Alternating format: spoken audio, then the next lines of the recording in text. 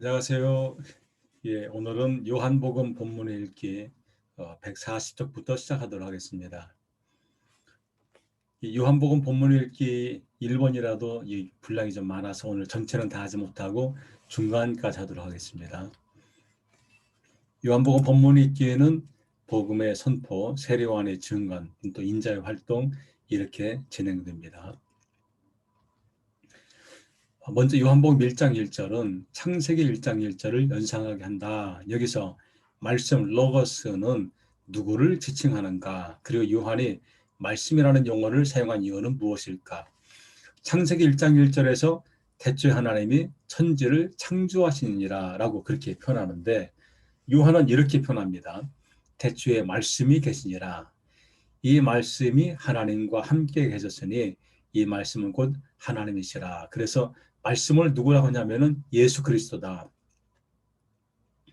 우리가 이제 한국말로 번역된 이 말씀이라는 거는 그냥 좀 높임말, 좀 좋은 이야기 그렇게는 표현되지 말씀이라는 특별한 어떤 의미를 부여하지는 않습니다. 그런데 이 원래 원어로 말할 로고스라는 단어는 그냥 말씀이라고 표현하기는 아주 어려운 단어입니다. 이 안에는 뭐 그리스 철학의 사상이나 또는 많은 이 단어들을 이 의미들을 이 안에 내포하고 있기 때문에 이 로고스라는 단어를 한마디로 말씀이라고 그렇게 표현하기는 참 어려운 그런 단어이고 우리 언어에는 이 말씀을 정확히 로고스를 번역하신 단어가 존재하지 않는 것 같습니다. 이렇게 하는 이유가 무엇일까? 그것은 요한은 유대인과 이방인 그리스도인 독자들 모두에게 친숙한 용어로 예수님을 소개하려는 의도가 이게 담겨져 있습니다. 그래서 예수님을 설명할 때에 말씀으로 사용하고 있습니다.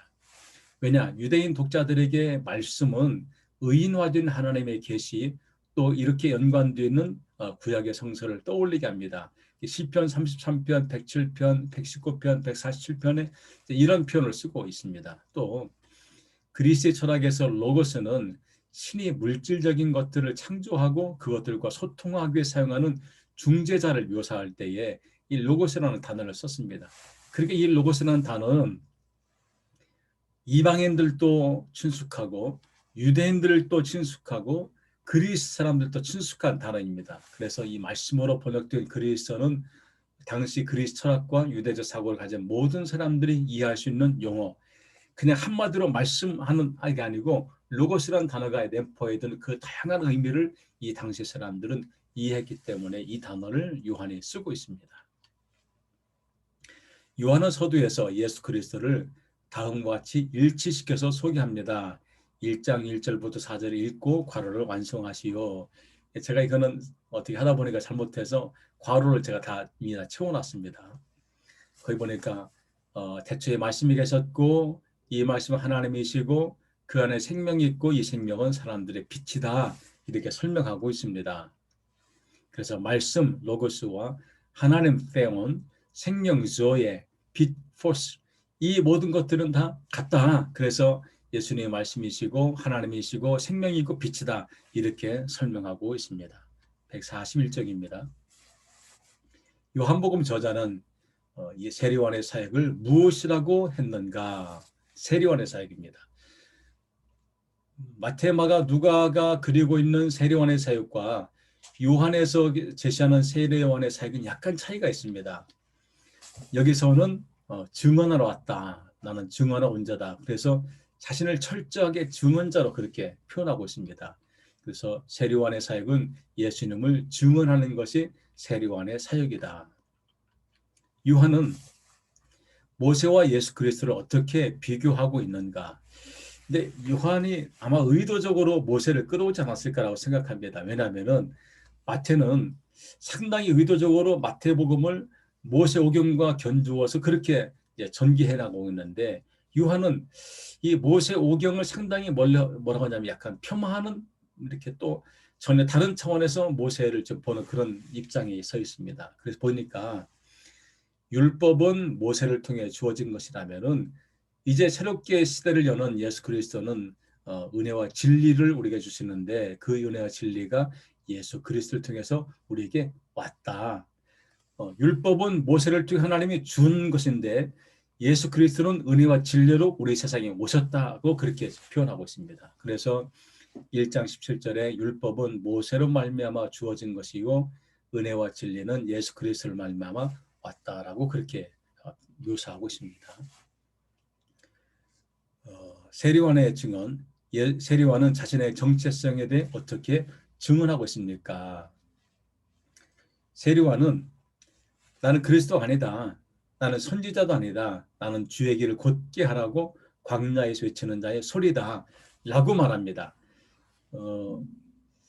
공관복음서에서는 예수님의 세례원에게 가서 요단강에서 세례받는 장면을 우리에게 들려주며 그렇게 세례받아야 된다. 그것이 예언을 이루는 것이다 하고 세례받을 때에 성령이 비둘기같이 내려온다는 이런 사건을 우리에게 들려주는데 이 요한복음에서는 세례요한이 예수님을 세례주는 장면을 아예 우리에게 말하고 있지 않습니다. 왜? 그것은 철저하게 세례요한의 사역은 예수님을 증언하는 사람이고 예수님을 준비하는 사람이라는 입장으로 우리에게 증언하고 있기 때문에 그렇습니다.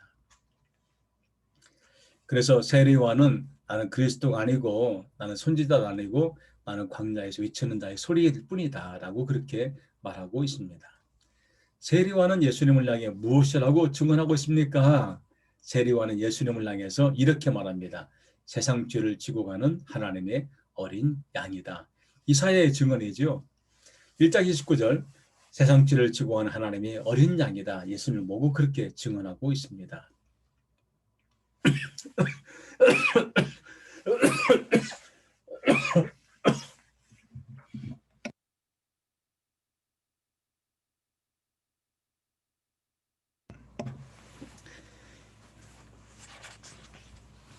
142쪽입니다.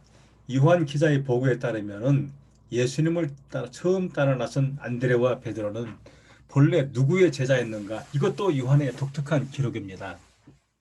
다른 복음서에 마태, 마가, 누가는 고기 잡고 있는 베드로 형제를 예수님이 부르자 그가 모든 그물을 버려두고 배도 버려두고 예수님을 즉시 따랐다라고 그렇게 우리가 보고하는데 요한의 기자는 본래가 이 베드로와 안드레는 예수님의 제자가 아니었고 요한의 제자였다 라고 우리가 보고합니다. 약간 다르지요. 그 요한의 제자들이 예수님을 향해서 세례 요한이 하나님의 어린 양이라는 말을 하자 그 말을 듣고 이 두 제자가 예수님을 따르게 되었다는 것을 말해 줍니다. 그게 원래는 세례 요한의 제자였던 베드로와 안드레가 이 세례 요한의 증언의 말을 듣고서 예수님을 따르게 되었다. 여기서는 예수님이 부르지 않았다고 말합니다. 자의적으로 예수님의 뒤를 따른 것을 말해주고 있습니다. 그런데 두 번째로 부른 제자는 예수님이 불렀습니다. 그 제자는 누구냐 하면은 빌립입니다. 이튿날 예수께서 갈릴리로 나가려 하시다가 빌립을 만나 이르시되 나를 따르라 하시니 빌립은 안드레와 베드로와 한 동네 벳세다의 사람이라. 그래서 베드로와 안드레는 예수님이 부른 것이 아니고 세례요한의 말을 듣고 본인들이 자의적으로 따라간 것이고 빌립은 예수님이 불렀다고 이 요한의 기자는 우리에게 증언하고 있습니다. 가나 혼인잔치에서 요한의 기자가 예수님의 첫 번째 가나 혼인잔치에서 물을 포도주로 만든 표적을 보고하는 이유는 무엇이라고 생각하십니까?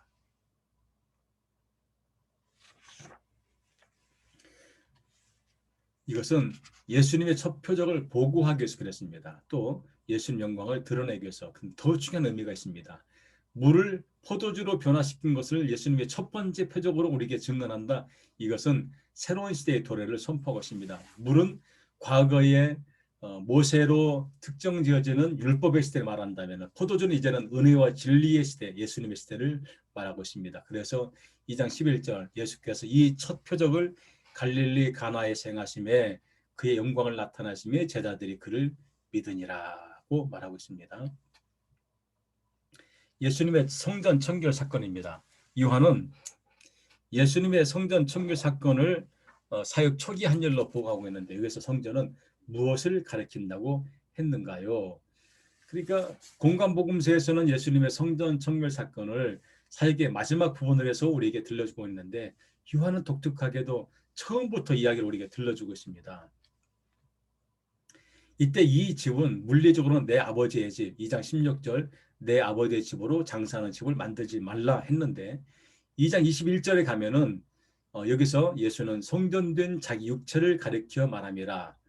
너희가 이 성전을 허물라 내가 사흘 만에 다시 짓겠다. 그때 이 성전은 예수님의 몸을 지금 말하고 있습니다.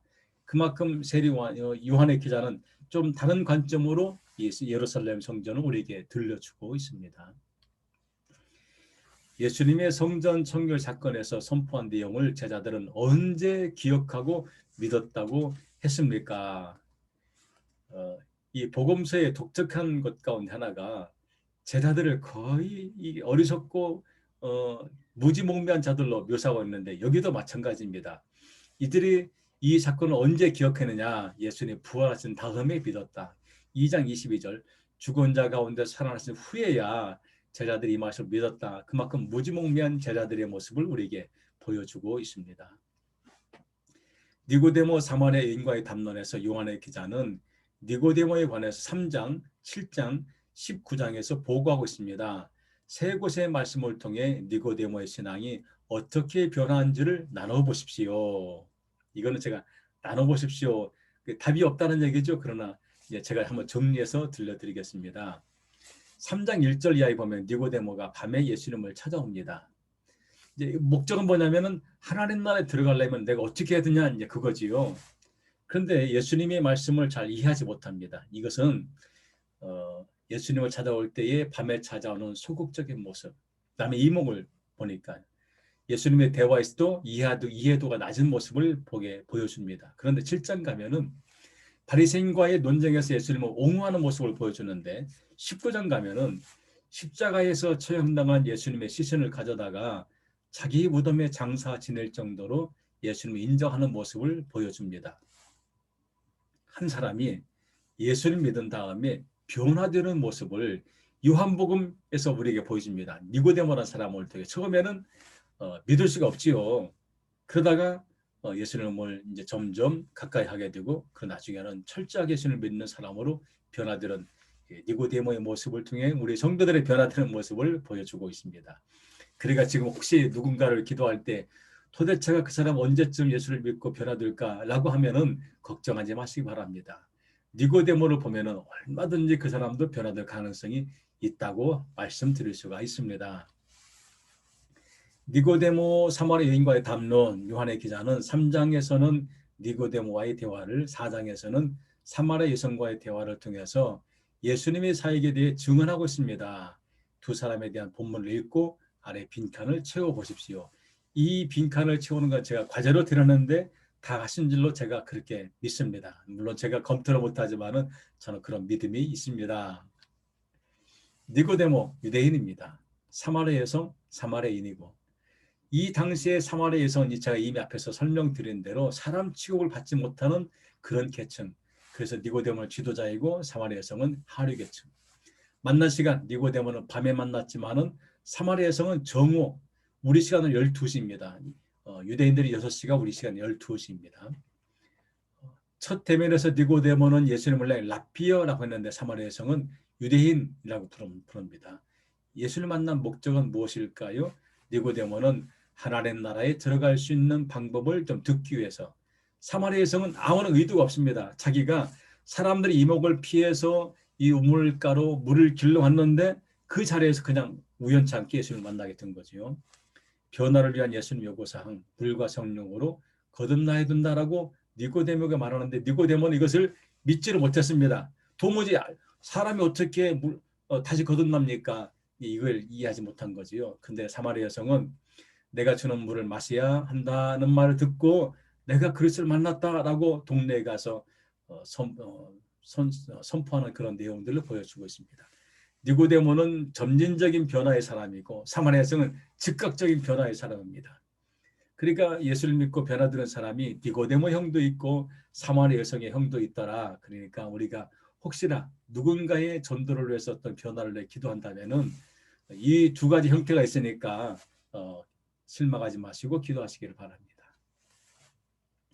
베데스다 목가에 38년 된 병자를 치유할 때에 예수님이 베데스다 목가에 38년 된 병자를 치유할 때 이날이 안식이 된 줄 알면서도 병자를 치유한 이유는 무엇일까요? 144쪽입니다. 첫 번째는 하나님을 아버지라고 공개적으로 선언합니다.